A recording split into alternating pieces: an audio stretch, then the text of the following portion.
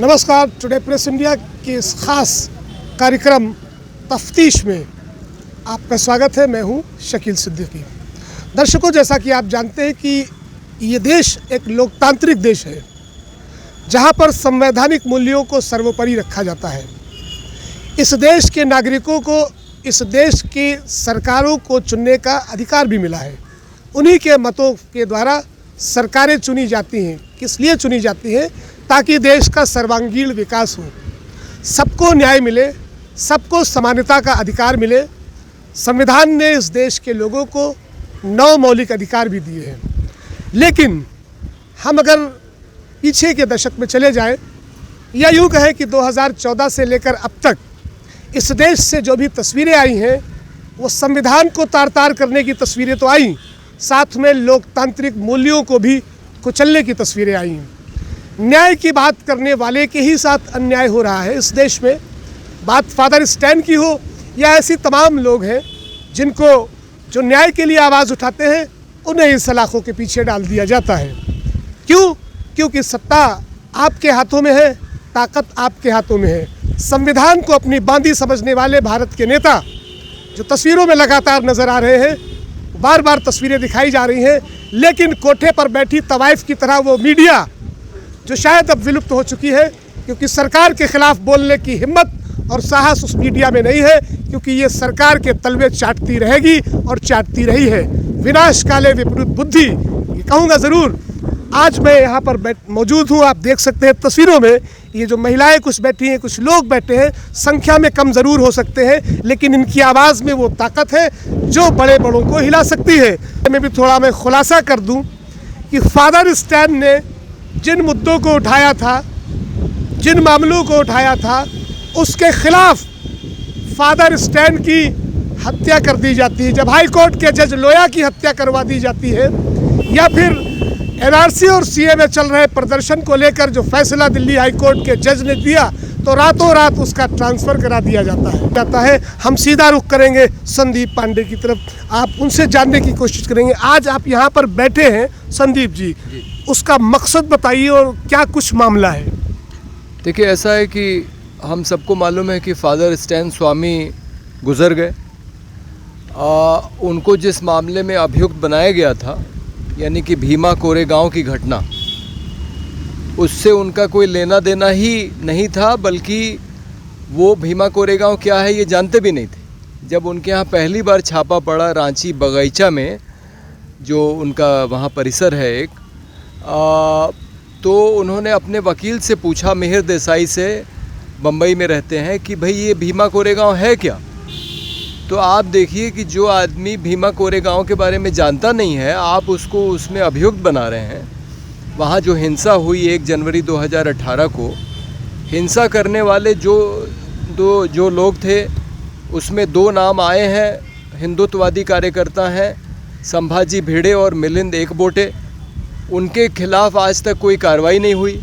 FIR ज़रूर हुई, लेकिन उनकी गिरफ्तारी नहीं हुई। और देश भर से ढूंढ के ऐसे 16 लोगों को जो इस समय जो सरकार सत्ता में है भारतीय जनता पार्टी की, उसकी विचारों से असहमति रखते हैं, उसका जो पूरा एजेंडा है उसका विरोध करते हैं, और इसलिए सरकार ने अपने विचारों से असहमति रखने वालों को चुन के जेल में डाल दिया है। उसमें सुधा भारद्वाज हैं, वरवरा राव हैं, उसमें महेश राउत 33 साल का लड़का है जो गढ़चिरौली आदिवासी इलाके में काम करता था। वहाँ की 300 ग्राम सभाओं ने उसके समर्थन में प्रस्ताव पारित किए हैं कि वो आदिवासियों के हित के लिए काम कर रहा था। इसमें डॉक्टर BR अम्बेडकर की पोती से शादी हुई प्रोफेसर आनल तेलतुंबडे हैं। इसमें गौतम नौलखा हैं, जो EPW नाम की जो जर्नल है, जो भारत से निकलती है और सामाजिक विज्ञान में शायद भारत की सबसे मशहूर जर्नल है, उसके जो एडिटर थे गौतम नौलखा साहब, उनको जेल में डाल दिया। और फादर स्टैन स्वामी का तो सबसे आश्चर्यजनक मामला है कि वो आरोपी भी नहीं थे और उनको आरोपी बना के जेल में डाल दिया गया और 9 महीना उनको जेल में रखा गया और एक भी दिन राष्ट्रीय जांच एजेंसी ने उनसे पूछताछ भी नहीं की। तो भाई आपने उनको जेल में रखा क्यों था? यहाँ पर एक सवाल आता है, क्योंकि फादर स्टैन स्वामी कोई पहले व्यक्ति नहीं है जिनके साथ ऐसा हुआ है। इस देश में 2014 से लेके अब तक तमाम ऐसे लोगों के साथ ऐसा हुआ है जिनकी हत्याएं हुई हैं, उन्हें जेल में डाल दिया गया है, जो इस सरकार के खिलाफ आवाज़। आप जानते हैं कि गोडसे के हत्यारे आज भी घूम रहे हैं, गोडसे के समर्थक आज भी घूम रहे हैं।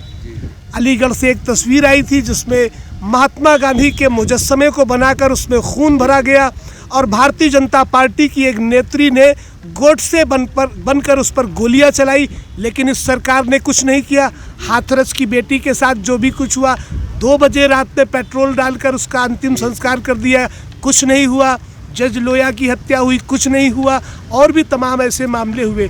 क्या लगता है आपको, सावरकर, वो सावरकर जो अंग्रेज़ों की गोद में बैठता था और ब्रिटिश हुकूमत के तलवे चाटता था, उनके समर्थक आज शासन में है, सत्ता में है, आपको क्या लगता है कि यहाँ आपके बैठने से फादर स्टैन स्वामी को कोई न्याय मिलेगा?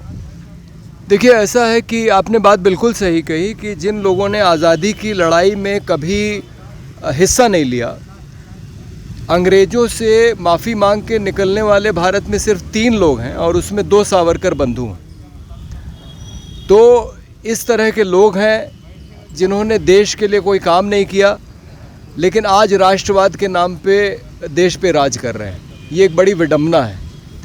और जिन लोगों ने इस देश के लिए काम किया, इस देश को बनाया, इस देश को एक ऐसा देश बनाना चाहते हैं जो इस देश के संविधान के हिसाब से चले, उसमें जो मूल्य हैं, उसमें जो न्याय है, बराबरी है, स्वतंत्रता है, बंधुत्व है, ये सारे मूल्य हमारे समाज में स्थापित हों, इसके लिए जो लोग काम कर रहे थे, उन सब लोगों को उठा के इस सरकार ने जेल में डाल दिया है।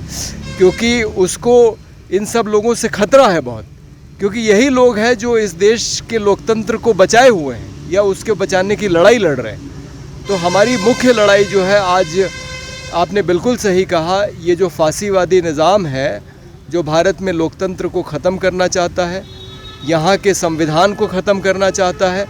अभी आप देखिए उत्तर प्रदेश में किस तरह से जिला पंचायत अध्यक्षों का चुनाव हुआ और अब ब्लॉक प्रमुखों का चुनाव हुआ। तो ये तो बहुत एक संकट आ गया है इस लोकतंत्र पे कि यहाँ पे ठीक से चुनाव भी हो पाएगा कि नहीं, कि ज़बरदस्ती यहाँ पे जो है एक ख़ास विचारधारा के लोग जो है बैठा दिए जाएंगे सत्ता में। तो उस लोकतंत्र को बचाने की लड़ाई लड़ी जा रही है और फादर भी वही लड़ाई लड़ रहे थे, आदिवासियों के अधिकारों की लड़ाई लड़ रहे थे। संविधान की 5वीं अनुसूची में ये लिखा है कि इस देश के जो आदिवासी इलाके हैं वहाँ वो स्वशासन की एक व्यवस्था कायम कर सकते हैं। वहाँ पे देश का, विधानसभा का कानून लागू होना ज़रूरी नहीं है। अगर आदिवासी चाहें तो वो अपने लिए अलग कानून व्यवस्था बना सकते हैं वहाँ के राज्य के राज्यपाल की मदद से। लेकिन इन सब बातों को लेके जो फादर लड़ाई लड़ रहे थे, 4000 आदिवासी झारखंड की जेलों में बंद हैं निर्दोष, उनकी रिहाई की लड़ाई लड़ रहे थे। जो वन अधिकार कानून हमारी सरकार ने बनाया है, जो पंचायत अनुसूचित क्षेत्रों में विस्तार, जिसको पेशा कानून कहते हैं, उसको लागू कराने की लड़ाई लड़ रहे थे। यानी आदिवासियों को उनके अधिकार मिले, इस देश के संविधान, इस देश के संसद के द्वारा बनाए हुए कानूनों के मुताबिक। उस आदमी को आपने एक आरोपी बना के और उसको जेल में रखा, कोई ज़रूरत नहीं थी, क्योंकि आपने एक भी दिन उससे पूछताछ नहीं की। और जिस तरह से उसकी मौत हुई है, ये एक सांस्थानिक हत्या का मामला है। चलिए बहुत बहुत शुक्रिया हमसे बात करने के लिए। तो ये तो एक फादर स्टैन है और ऐसे तमाम कितने फादर स्टैन हैं जिनकी हत्याएं हुई, जिन्हें जेल में डाला गया। और अब बात एक थोड़ी सी करके ख़त्म करूँगा इस प्रोग्राम को कि तीर खींचो न तलवार निकालो, गर तोप हो मुकाबिल तो अखबार निकालो। तो अब अखबार का भी मतलब ख़त्म हो चुका है, मीडिया चैनलों का भी मतलब ख़त्म हो चुका है, क्योंकि अखबार के लोग भी सरकार की गोद में हैं और मीडिया के तथाकथित चैनल भी सरकार की गोद में बैठे हैं। फादर स्टैन स्वामी को न्याय मिलेगा या नहीं मिलेगा, इसे समय पर ज़रूर छोड़ना होगा। लेकिन वक्त आ गया है, तस्वीरें बदल रही हैं, माहौल बदल रहा है, देश की जनता देख रही है। विनाश काले विपरीत बुद्धि, मैंने इसीलिए कहा था, जब किसी का विनाश का समय आता है तो बुद्धि भ्रष्ट हो जाती है।